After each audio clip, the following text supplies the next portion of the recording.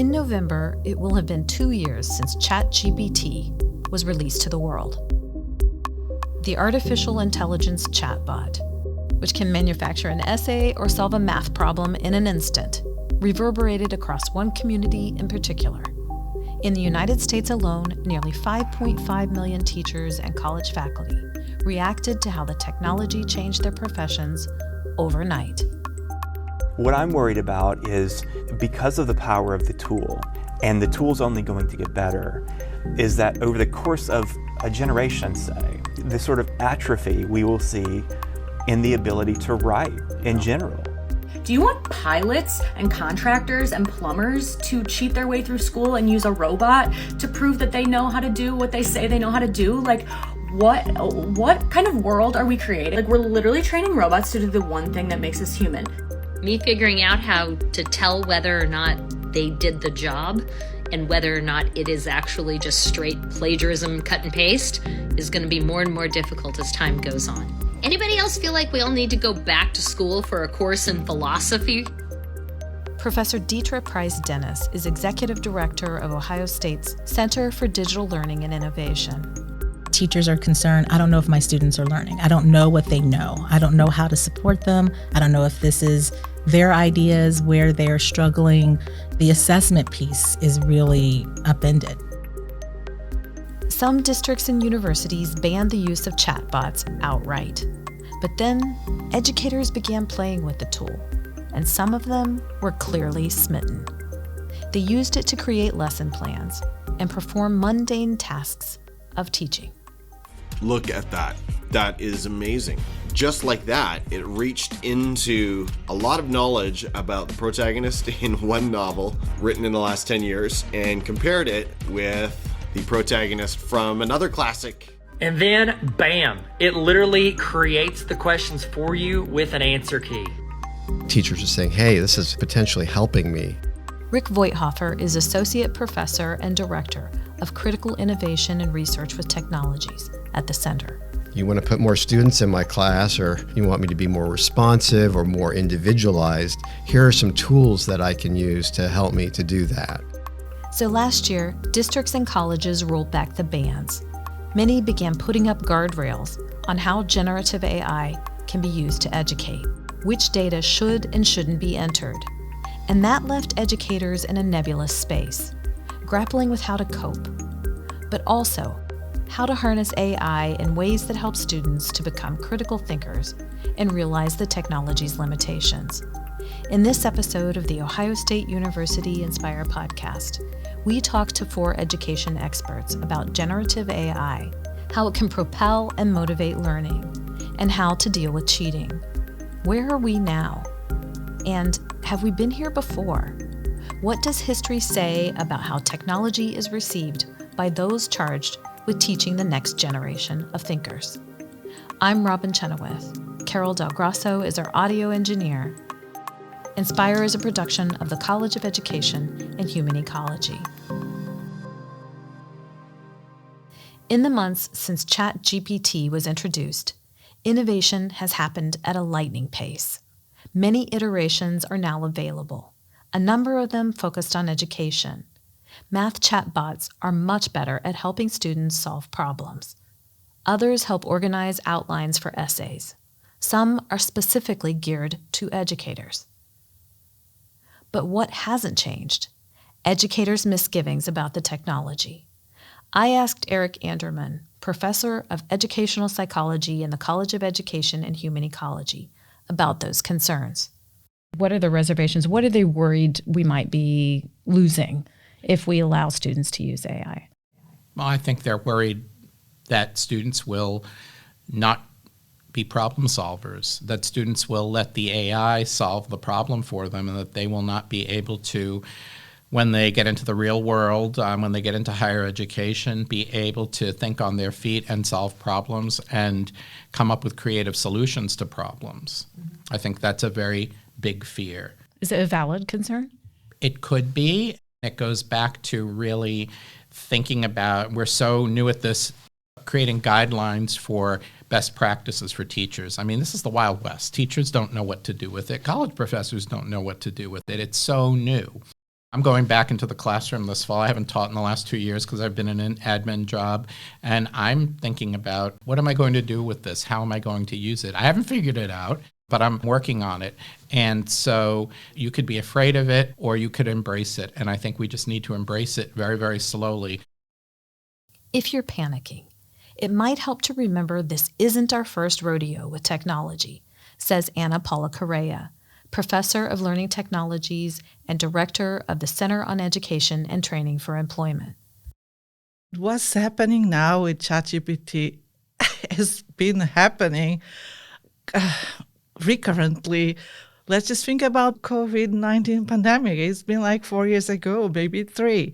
So we did the same thing to ensure that students don't cheat on assignments that we are giving them online and in virtual spaces. We use remote proctoring.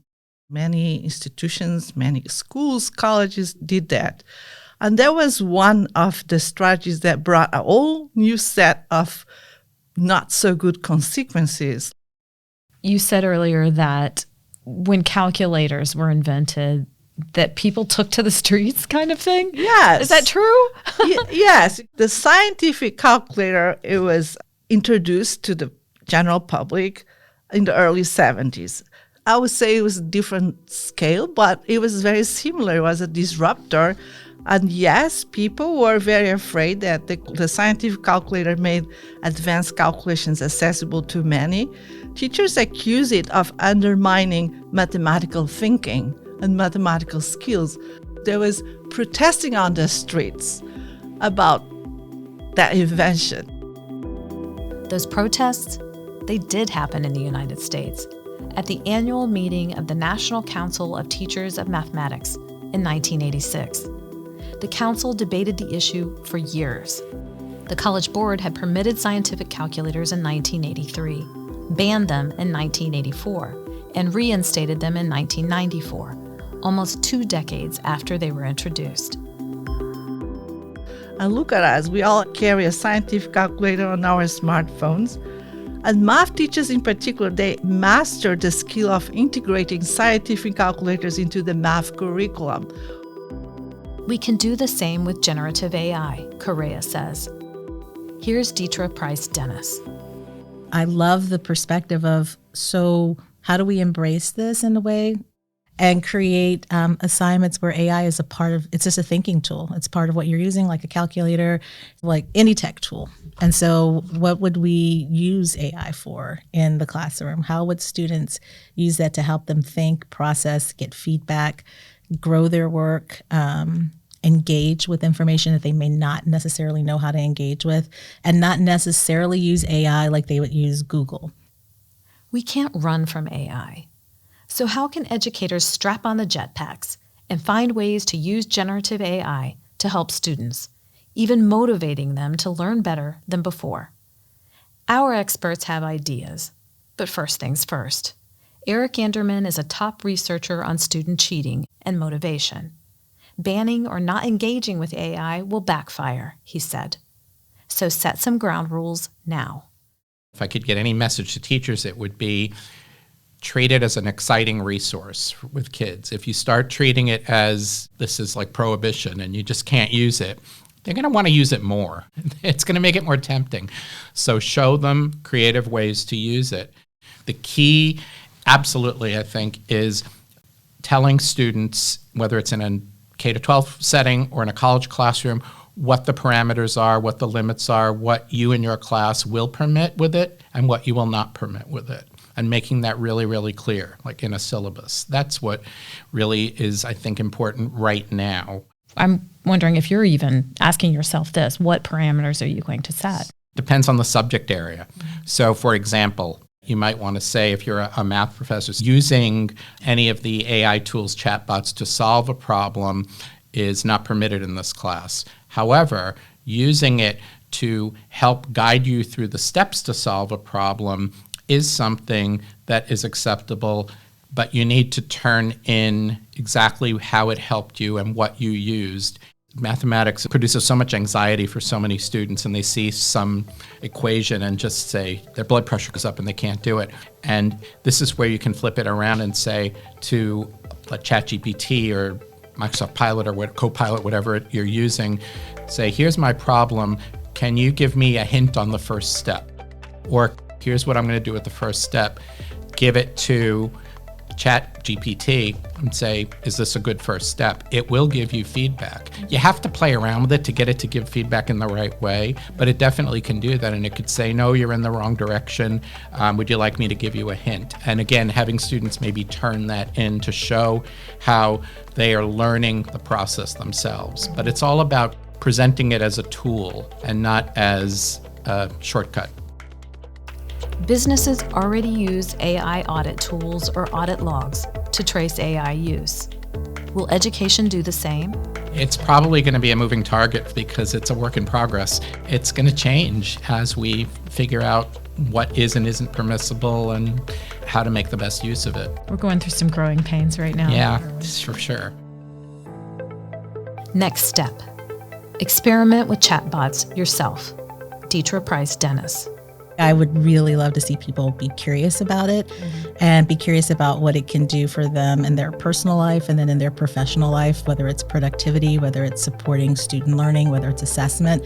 What is the possibility and the potential, and why should it even be a tool that anyone would consider using? What is your experience with using any type of the GPTs or AI? And what is that helping you understand about yourself as a learner? Because if they don't have experience with the tool, it's really hard to imagine how to develop curriculum or pedagogies or strategies or even troubleshoot with students. If they haven't received a hallucination, they might not know that those are possible. Free versions are available. Start fiddling with writing better prompts, Price, Dennis, and Voigthofer say, because that's key to getting better results.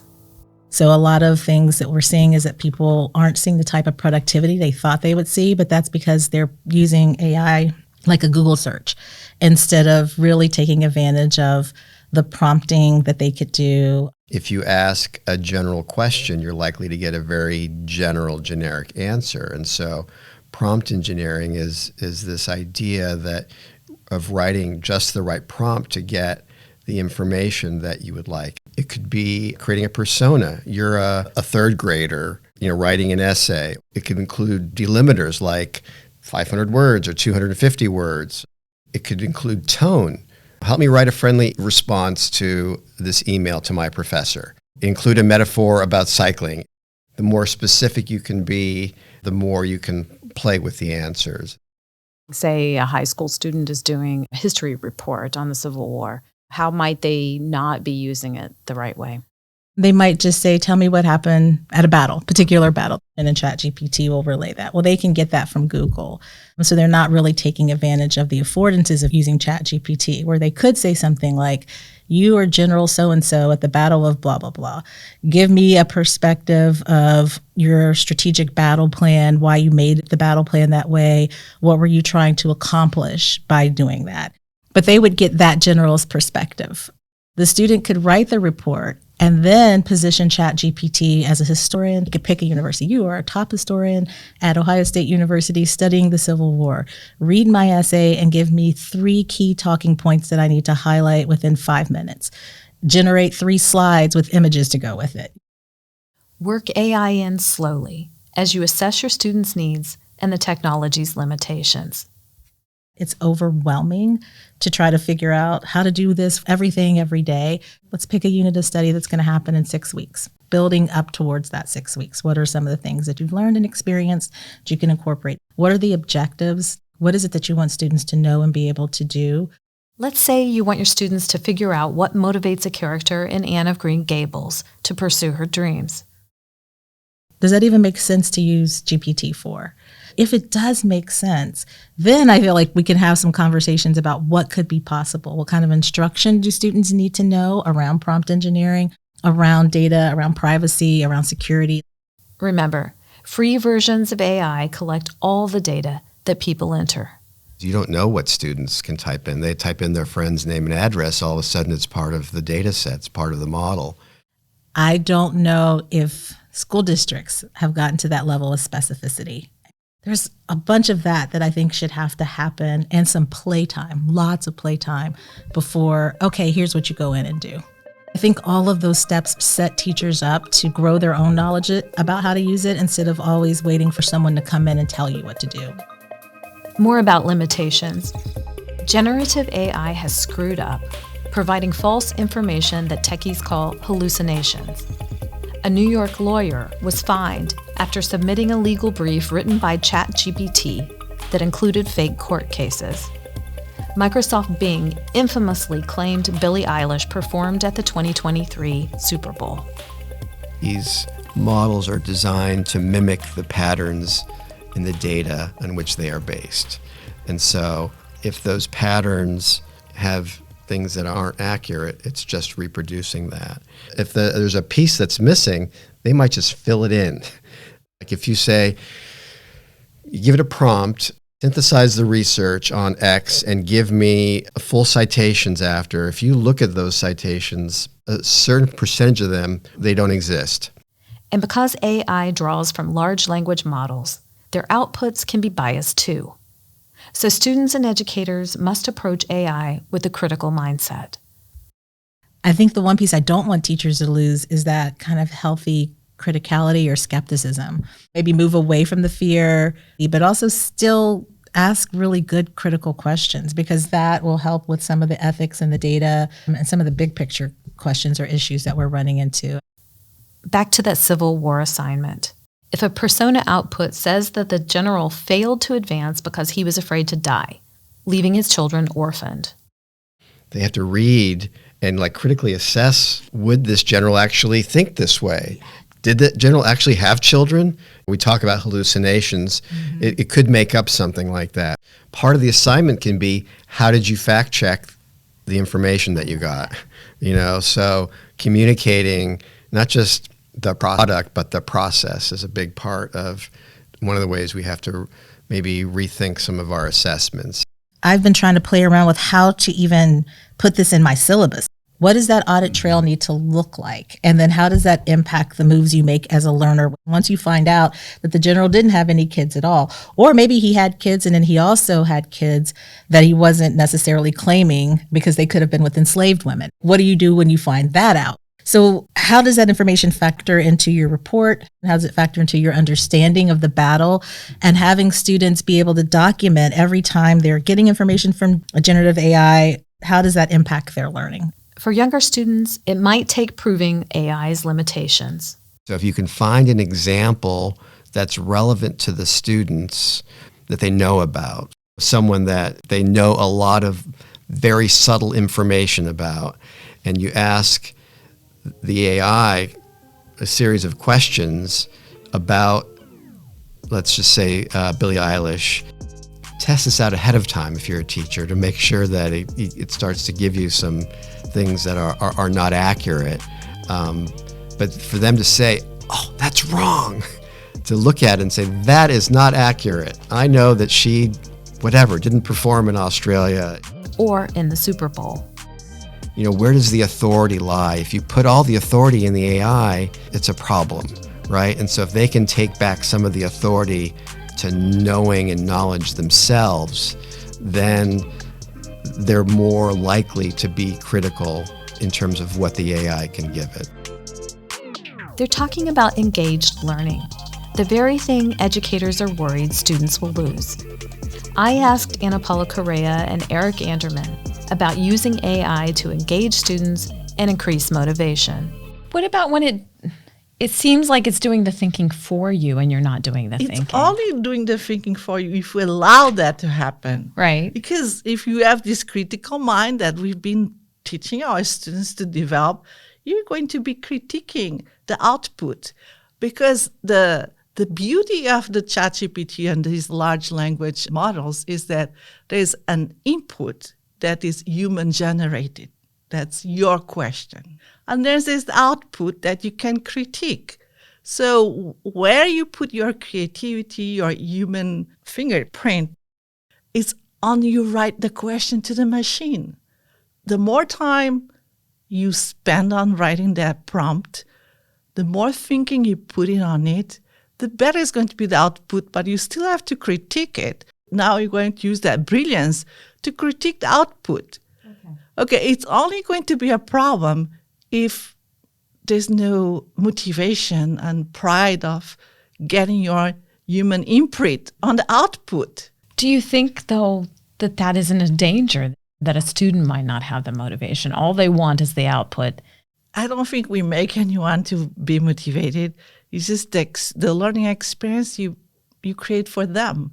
If you teach things related with their life and they are excited about it, they will react to that. They want to have imprint at the end. They want to have something to say. They want to have a voice. And if you create a learning experience that tells the students they want to capture their voice, their thinking, their learning in the moment, they will recognize it. So I would say it's on us educators to make these exciting experiences for them to feel motivated, to be critical to the output.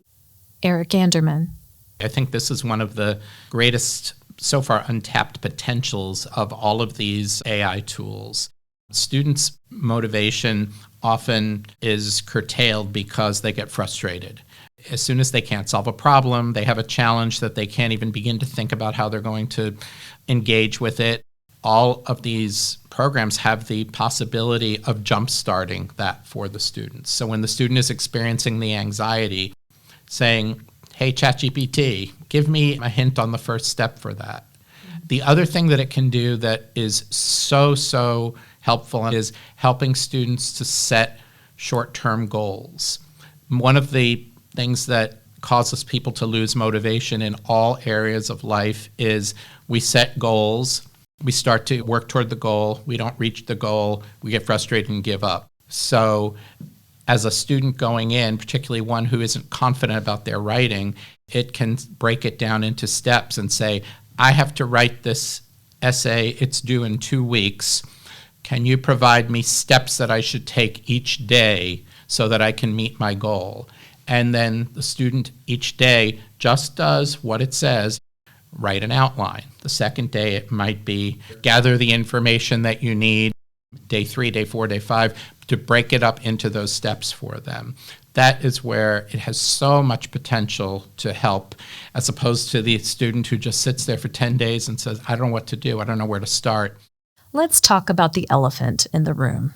How often do students cheat using AI? There's been some unscientific studies so far, that meaning unscientific, they haven't really used, as far as I can tell, really representative samples.